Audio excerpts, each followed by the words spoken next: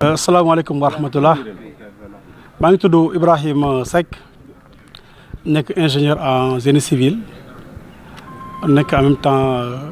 bureau de contrôle ICOS seen direction technique en tant qu'ingénieur comme ni ko Sénégalais yëpp gisee li amoon dimanche bi passé à Touba jële fi ay bakkan yu fukki bakkan ak benn ak ay blessé ay dégâts matériels yu bëri ñu ne xëy na comme ñoo ngi liggéey ci bureau de contrôle di liggéey ci wàllum prévention des risques yoon la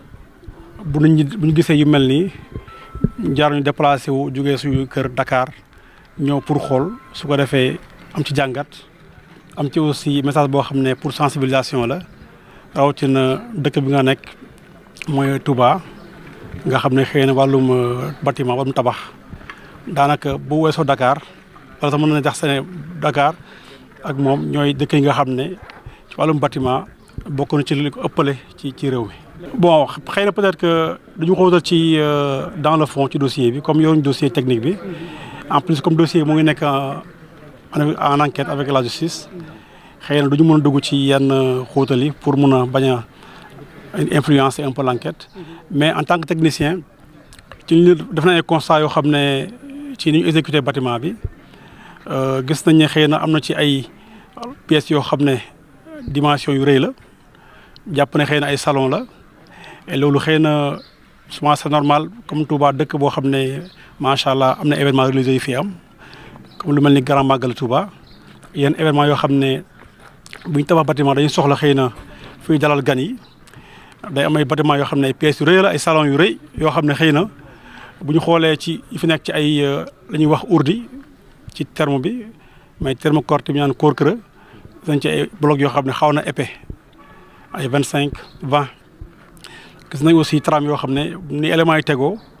wane leen daal tram yi éléments yu rëy la ndax ay presque ëpp na jege na 7 mètres de portée éléments yi loolu bu amee rek souvent ci grande salle lay doon mooy grand salon yi loolu bu amee nag te gis nañ aussi briques yi fi nekk yu ci bëri c'est vrai comme ni ko borom kër gi waxee woon ne woon na gisoon na fi ay matériaux yu baax maanaam ourdi yoo xam ne ça a été industriel la day nekk qualité te aussi ourdi yooyu xëy na en terme de qualité mooy gën a baax mais aussi day am poids boo xam ne da koy am ci par rapport à impact ci li fi nekk li ko war a téye gis nañ yenn poto yi nga xam ne dafa xaw a déplacé wu penché wu ok poto yu bëri nag boo xoolee yu bëri largeur yi 15 la xëy na loolu aussi par rapport à yenn hauteur poto yi bu xaw kawe yenn kawe yi am na lu ñuy waxee flambement maanaam li ñu ko yenn ci charge ci boppam bu rëy yenn rëyaay yi te poto bi amul lu ko téye latéralement perpendiculairement à petit côté bi à grand côté bi mooy ci largeur 15 bi day am lu ñuy wax flambement mën na délémo loolu nag bu combiné woo ci yenn niveau yu bëri mën na nekk impact ci poto yi bu tombé ak nag ci grande salle yi par exemple mu am lu ñuy wax poutre maçon yi poutre lañ koy wax poutre bu ñu koy wax maanaam da jàpp ci ñaari poto donc bu nekkee salle dafa rëy bëgg moom poto dafa war a am poutre bu rëy ndax hauteur poutre bi longueur bi lay xaw c'est un peu par rapport à longueur lañ koy dimensionné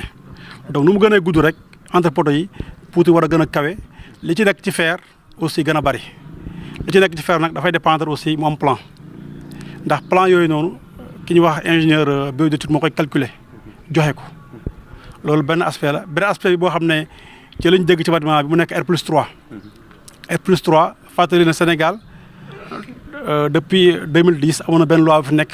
ñu wax code de la construction comme nu mu amee code de la route tabax aussi dafa am yoon code de la construction loi boobu moo fi nekkoon ba décembre 2023 avec le gouvernement du président Macky Sall ñu même modifié ko gën ko renforcer parce que amoon na effondrement yu bëri amoon ci Sénégal ci jamono yooyu bokkoon ci nag qualité matériaux yi fer bi ciment bi ñu ne loi bi nañ ko tënkaat gën ko renforcer liñ ci renforcer bokk na ci bâtiment R+3 am na service yoo xam ne mënu ci ñàkk bu njëkk mooy dafa am bureau de contrôle technique de construction man mi ci laay liggéey am na balaa dara di commencé étude géotechnique mooy xool suuf si Touba ñëpp xam nañ ne xëy na ndox bi xëy na soriwut bu soriwul nag maanaam napp bu soriwut balaa nga ñëw rek gas sa commencé fondation day baax moom étude de sol étude de sol boobu mooy jox caractéristiques yi nga xam ne ki defar plan béton armé yi moom lay jël utiliser ko dimensionné ci dee yi mooy fondation loolu demee bu paree ci boobu nag mu am bureau de contrôle c'est obligatoire kooku mooy xool plan yi def ci visa am ne plan yi kat baax na pour exécution ba pare comme R+3 la ñu ne contrôle obligatoire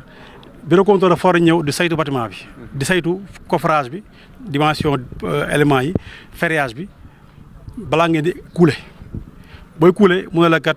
jël ma ay prélèvement ci béton bi pour ñu écraser ko xool est-ce que résistance bi ñu ko calculé woon méngoo na li fi nekk loolu yëpp liggéey la boo xam ne loi bi préparé na ko donc loo xam ne dañu ci war a bàyyi xel xëy na rawatina dëkk nga xam ne comme Touba ñuy sensibiliser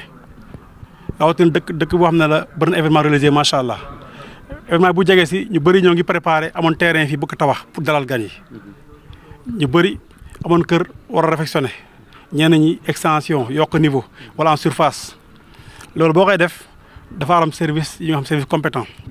ku mel ni bureau d'étude mu def diagnostic li fi nekk lan la état des matériaux est-ce que fer yi yàquwut béton nu mu mel dimension yi mu xool bu nekkee da nga yokk dimension yi fa nekk mu jël projet bi simuler ko par rapport à li fi nekk mu xool yi nga xam ne doyut ñu xool nañ koy renforcer ci poto yi ci dee yi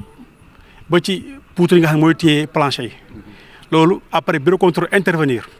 valider ko ñëw suivre travaux yi loolu mu ci ñaax population Touba ndax bâtiment du liggéey du caaxaan da nga jël ay millions. xaj na monsieur Seck ngir relancer la rek comme li ñuy faral di wax naan Touba dafa am ay jafe-jafe yoo xamante ni bokk kook ñu bari ci Sénégal ndax dañuy faral di wax naan fii suuf si dañuy wax naan ban la te ñuy faral di wax naan argile gonflante la ñuy wax ne nappe phréatique bi tamit maanaam ndox mi ronu suuf si dafa saf xorom en même temps ñuy wax ni suuf si ñuy liggéeyee tamit suuf si en même temps moom dafa saf xorom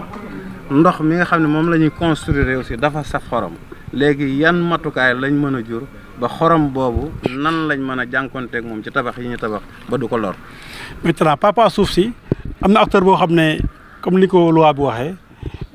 loi bi nag dafa ne bâtiment bu waree am bureau de contrôle dafa war am forcément kooku nga xam ne mooy xool suuf si mooy ingénieur géotechnique. kooku nag mooy identifier fan napp bi toll. ba pare bu see napp da ko war a def analyse de l'eau pour xool degré safaay bi. bu nekkee seen nappe qui est très agressive. danaan la kat sa ciment dafa war a adapté wu par rapport à bâtiment bi. loi Sénégal fii am na ciment boo xam ne xëy na par sur commande lay doon. moom la ñuy wax ciment CM3. nga xam ne sol boo xam ne c'est l'eau wala le sol est agressif. ciment boobu moo ci gën. xanaa kon moom la ñuy wax ciment maritime mooy CM3. waaw c'est ba léegi bokkul ak maritime maanaam booy tabaxee géej nga xam ne ci biir ndox bi la boobu mu tax du yàqu. mais CM3 bi milieu boo xam ne maanaam da nga jege géej gi nga xam ne environnement géej gi day am air marine boo xam ne day véhiculer du sel. waaw sel xorom dafa agressif ci béton. day attaquer béton bi en profondeur song fer bi ruyal ko. loolu mun nañu par rapport à une distance yi entre kër gi ak fi nga ak géej gi ñaa la kat ciment dafa war nekk ciment tel. loolu ciment boobu la ñu war a utiliser beneen bi mooy suuf si mooy géotechnique dafa war a def pare. loolu aspect yoo xam ne la buñ ci bàyyee xel.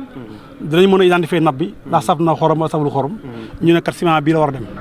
su ko defee borom kër gi bàyyi ci xel. bala muy tabax mu ciment boobu noonu quoi.